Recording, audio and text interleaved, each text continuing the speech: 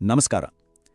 ಸ್ವಲ್ಪ ಯೋಚಿಸಿ ನೋಡಿ, ಬರೀ ಸ್ವಲ್ಪ ಇನ್ವೆಸ್ಟ್ಮೆಂಟ್ ಮಾಡಿ ಅದಕ್ಕೆ 1000 ಪಟ್ಟು ಅಂದರೆ 1000x ರಿಟರ್ನ್ಸ್ ಸಿಗುತ್ತೆ ಅಂತ ಯಾರಾದರೂ ಹೇಳಿದೆ ಬೇಡ ಅನ್ನೋಕ್ಕಾಗುತ್ತಾ?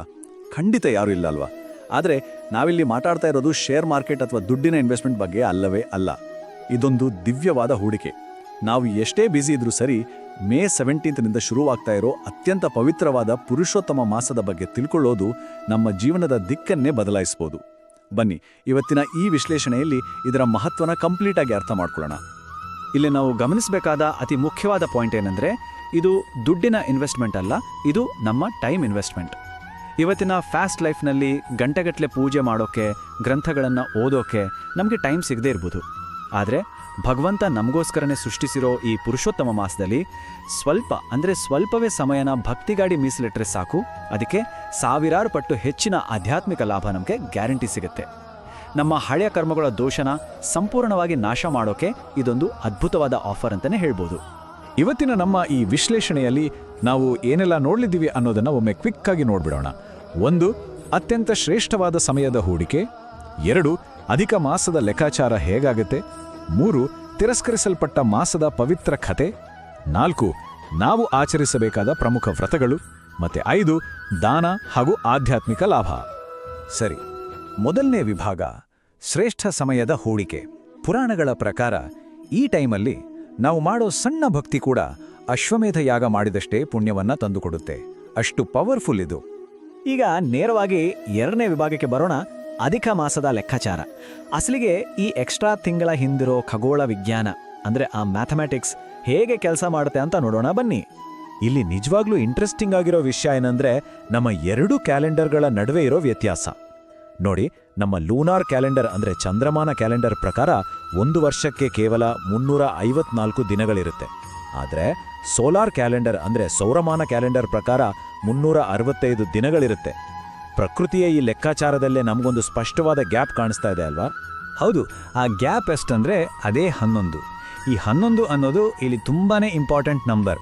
ಚಂದ್ರಮಾನ ಮತ್ತು ಸೌರಮಾನ ವರ್ಷಗಳ ನಡುವೆ ಪ್ರತಿ ವರ್ಷವೂ ಕರೆಕ್ಟಾಗಿ 11 ದಿನಗಳ ವ್ಯತ್ಯಾಸ ಬರುತ್ತೆ. ಈ 11 ದಿನಗಳ ಅಂತರನೇ ನಮ್ಮ ಹಿಂದೂ ಪಂಚಾಂಗದಲ್ಲಿ ಒಂದು ದೊಡ್ಡ ಮ್ಯಾಜಿಕ್ ಸೃಷ್ಟಿ ಮಾಡುತ್ತೆ. ಈ ಲೆಕ್ಕಾಚಾರ ಹೇಗೆ ಡೆವಲಪ್ ಆಗುತ್ತೆ ಅಂತ ನೋಡಿದ್ರೆ ನಮಗೆ ಆಶ್ಚರ್ಯ ಆಗುತ್ತೆ.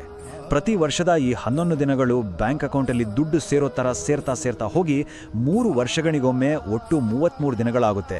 ಅಂದರೆ ಲೆಕ್ಕಾಚಾರ ಸರಿದೂಗಿಸಕ್ಕೆ ಅಂತಾನೆ ಸರಿಸುಮಾರು ಒಂದು ಇಡೀ ತಿಂಗಳು ಎಕ್ಸ್ಟ್ರಾ ಕ್ರಿಯೇಟ್ ಆಗುತ್ತೆ. ಇದನ್ನೇ ನಾವು ಅಧಿಕ ಮಾಸ ಅಂತ ಕರೆಯೋದು. ಗಣಿತದ ಲೆಕ್ಕಾಚಾರನೋ ಏನೋ ನಮಗೆ ಕ್ಲಿಯರ್ ಆಗಿ ಅರ್ಥ ಆಯಿತು.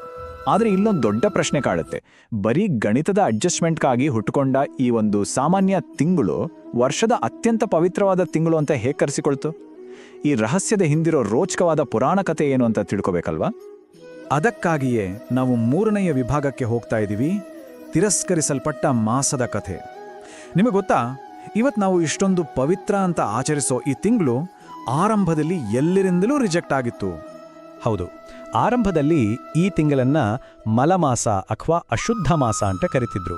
ವೈದಿಕ ಶಾಸ್ತ್ರದ ಪ್ರಕಾರ ಪ್ರತಿಯೊಂದು ತಿಂಗಳಿಗೂ ಒಬ್ಬರು ಅಧಿಷ್ಠಾತ ದೇವತೆ ಇರ್ತಾರೆ. ಆದರೆ ಈ ಎಕ್ಸ್ಟ್ರಾ ತಿಂಗಳಲ್ಲಿ ಸೂರ್ಯ ಯಾವುದೇ ಹೊಸ ರಾಶಿಗೆ ಪ್ರವೇಶ ಮಾಡದೇ ಇರೋದ್ರಿಂದ ಈ ತಿಂಗಳಿಗೆ ಯಾವ ದೇವತೆಯೂ ಇರಲಿಲ್ಲ. ಹಾಗಾಗಿ ಯಾವುದೇ ಶುಭ ಕಾರ್ಯಗಳನ್ನು ಮಾಡೋಕೆ ಎಲ್ಲರೂ ಈ ತಿಂಗಳನ್ನು ನಿರಾಕರಿಸಿದ್ರು. ಒಂಥರ ಇದೊಂದು ಅನಾಥ ಮಾಸ ಆಗಿ ಹೋಗಿತ್ತು. ಯಾರು ತನ್ನನ್ನು ಒಪ್ಪಿಕೊಳ್ಳದೆ ರಿಜೆಕ್ಟ್ ಮಾಡಿದಾಗ ಈ ಅಧಿಕ ಮಾಸದ ಅಧಿಷ್ಠಾತ ದೇವಿಗೆ ತುಂಬ ಬೇಸರವಾಗಿ ಕಣ್ಣೀರು ಹಾಕ್ತಾ ನೇರವಾಗಿ ಭಗವಾನ್ ವಿಷ್ಣುವಿನ ಬಳಿ ಹೋಗಿ ತನ್ನ ಕಷ್ಟನ ಹೇಳ್ಕೊಳ್ತಾಳೆ. ಆಗ ಕರುಣಾಮಯ್ಯಾದ ವಿಷ್ಣು ಈ ಮಾಸವನ್ನ ತುಂಬಾನೇ ಪ್ರೀತಿಯಿಂದ ಸ್ವೀಕರಿಸ್ತಾನೆ. ಅಷ್ಟೇ ಅಲ್ಲ, ತನ್ನದೇ ಆದ ಪುರುಷೋತ್ತಮ ಅನ್ನೋ ಹೆಸರನ್ನ, ತನ್ನ ಗುಣಗಳನ್ನ, ತನ್ನ ಎನರ್ಜಿಯನ್ನ ಈ ಮಾಸಕ್ಕೆ ಆಶೀರ್ವಾದವಾಗಿ ಕೊಡ್ತಾನೆ. ಆ ಒಂದು ಕ್ಷಣದಿಂದ ಈ ಮಲಮಾಸ ಅತ್ಯಂತ ಪವಿತ್ರವಾದ ಪುರುಷೋತ್ತಮ ಮಾಸವಾಗಿ ಕನ್ವರ್ಟ್ ಆಯಿತು. ಎಂತಹ ಅದ್ಭುತ ಕಥೆ ಅಲ್ವಾ?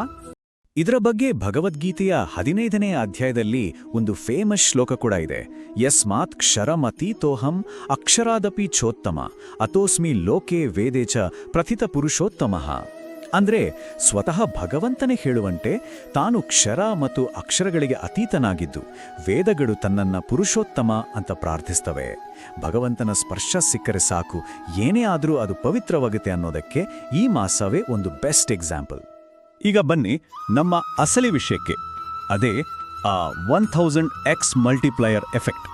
ಈ ಪುರುಷೋತ್ತಮ ಮಾಸದಲ್ಲಿ ನಾವು ಮಾಡೋ ಯಾವುದೇ ಚಿಕ್ಕ ಭಕ್ತಿಯ ಕೆಲಸ, ಅದು ಜಪಾನೇ ಆಗಿರಲಿ, ಪೂಜನೆ ಆಗಿರಲಿ, ಅದು 1000 ಪಟ್ಟು, ಲಿಟ್ರಲಿ 1000 ಪಟ್ಟು ಹೆಚ್ಚಿನ ರಿಸಲ್ಟ್ ಕೊಡುತ್ತೆ. ಇದು ಕಲಿಯುಗದ ಜನರಿಗಾಗಿ ಭಗವಂತ ಕೊಟ್ಟಿರೋ ಒಂದು ಸ್ಪೆಷಲ್ ಬೋನಸ್. ಕುರುಕ್ಷೇತ್ರ ಯುದ್ಧದ ಟೈಮಲ್ಲಿ ಸ್ವತಃ ಶ್ರೀಕೃಷ್ಣನೇ ಈ ರಹಸ್ಯವನ್ನ ಪಾಂಡವರ ಜೊತೆ ಶೇರ್ ಮಾಡಿದ್ದ ಅಂತ ಶಾಸ್ತ್ರಗಳಲ್ಲಿ ಹೇಳಲಾಗಿದೆ. ಸರಿ, ಹಾಗಾದ್ರೆ 4ನೇ ವಿಭಾಗ ಪ್ರಮುಖ ವ್ರತಗಳು. ನೈಮಿಷಾರಣ್ಯದಲ್ಲಿ ಶೌನಕಾದಿ ಋಷಿಗಳಿಗೆ ವಿವರಿಸಲಾದ, ಆಚರಿಸಲು ತುಂಬಾನೇ ಸುಲಭವಾದ ಆದರೆ ಹೈಲಿ ಎಫೆಕ್ಟಿವ್ ಆಗಿರೋ ಹೆಜ್ಜೆಗಳು ಯಾವುವು ಅಂತ ಈಗ ನೋಡೋಣ. ನಮ್ಮ ಡೈಲಿ ರೂಟೀನ್ನಲ್ಲಿ ಫಾಲೋ ಮಾಡಬೇಕಾದ ಪ್ರಮುಖ ಸ್ಟೆಪ್ಸ್ ಅಂದರೆ, 1ನೇದು ಸೂರ್ಯೋದಯಕ್ಕೂ 1.5 ಗಂಟೆ ಮುಂಚೆ ಅಂದರೆ ಬ್ರಹ್ಮ ಮುಹೂರ್ತದಲ್ಲಿ ಏಳೋದು. 2ನೇದು ಸಾಧ್ಯವಾದರೆ ಪವಿತ್ರ ನದಿಗಳಲ್ಲಿ ಸ್ನಾನ ಮಾಡೋದು, ಅಥವಾ ಮನೆಯಲ್ಲೇ ನದಿಗಳನ್ನು ಸ್ಮರಿಸುತ್ತಾ ಸ್ನಾನ ಮಾಡೋದು. ಮತ್ತು 3ನೇದು ಭಕ್ತಿಯಿಂದ ಹರೇ ಕೃಷ್ಣ ಮಹಾಮಂತ್ರವನ್ನು ಜಪ ಮಾಡೋದು. ದಿನ ಶುರು ಮಾಡೋಕ್ಕೆ ಇದಕ್ಕಿಂತ ಪರ್ಫೆಕ್ಟ್ ಸ್ಟಾರ್ಟ್ ಇನ್ನೇನಿದೆ ಹೇಳಿ? ಇದ್ರ ಜೊತೆಗೆ ಇನ್ನೂ ಕೆಲವು ಸಿಂಪಲ್ ಆಚರಣೆಗಳಿವೆ. ದೇವರಿಗೆ ಮತ್ತು ತುಳಸಿಗೆ ಮಂಗಳಾರತಿ ಮಾಡೋದು, ಪ್ರತಿದಿನ ಭಗವದ್ಗೀತೆಯ 15ನೇ ಅಧ್ಯಾಯನ ಓದೋದು ಮತ್ತು ಭಕ್ತರ ಜೊತೆ ಸೇರಿ ಶ್ರೀಮದ್ ಭಾಗವತ ಕೇಳೋದು. ಇನ್ನೊಂದು ಸ್ಪೆಷಲ್ ಅಂದರೆ ಗೋವರ್ಧನಂ ಧರಂ ಒಂದೇ ಗೋಪಾಲಂ ಗೋಪರೂಪಿಣಂ ಅಂತ ಮಂತ್ರ ಜಪಿಸ್ತಾ ರಾಧಾಕೃಷ್ಣರಿಗೆ ತುಪ್ಪದ ದೀಪ ಬೆಳಗೋದು. ಈ ಸಣ್ಣ ಸಣ್ಣ ಕೆಲಸಗಳು ಈ ಮಾಸದಲ್ಲಿ ನಮಗೆ ಅತೀವವಾದ ಪುಣ್ಯ ತಂದುಕೊಡುತ್ತೆ. ಈಗ ಕೊನೆಯದಾಗಿ 5ನೇ ವಿಭಾಗ ದಾನ ಮತ್ತು ಆಧ್ಯಾತ್ಮಿಕ ಲಾಭ. ನಮ್ಮ ಈ ಆಧ್ಯಾತ್ಮಿಕ ಇನ್ವೆಸ್ಟ್ಮೆಂಟ್ಗೆ ಅತಿ ಹೆಚ್ಚು ರಿಟರ್ನ್ಸ್ ತಂದುಕೊಡೋ ದಾನ ಯಾವುದು ಗೊತ್ತಾ? ಗೆಸ್ ಮಾಡಿ. ಎಸ್, ಭಗವದ್ಗೀತೆಯನ್ನ ಬೇರೆಯವರಿಗೆ ದಾನವಾಗಿ ಕೊಡೋದು ಮತ್ತು ಅದರ ಪ್ರಚಾರ ಕಾರ್ಯಗಳಿಗೆ ನಮ್ಮ ಸಪೋರ್ಟ್ ಕೊಡೋದು. ಇದು ಈ ಮಾಸದ ಅತ್ಯುನ್ನತ ದಾನ. ಯಾರು ಈ ಭಗವದ್ಗೀತೆಯ ಬಗ್ಗೆ ಪ್ರಚಾರ ಮಾಡ್ತಾರೋ ಅವರು ನನಗೆ ಬಹಳ ಪ್ರಿಯರು ಅಂತ ಸ್ವತಃ ಕೃಷ್ಣನೇ ಹೇಳಿದ್ದಾನೆ. ಭಗವಂತನಿಗೆ ಹತ್ತಿರವಾಗೋಕ್ಕೆ ಇದಕ್ಕಿಂತ ಶಾರ್ಟ್ಕಟ್ ಅಥವಾ ಶ್ರೇಷ್ಠ ಮಾರ್ಗ ಬೇರೊಂದಿಲ್ಲ.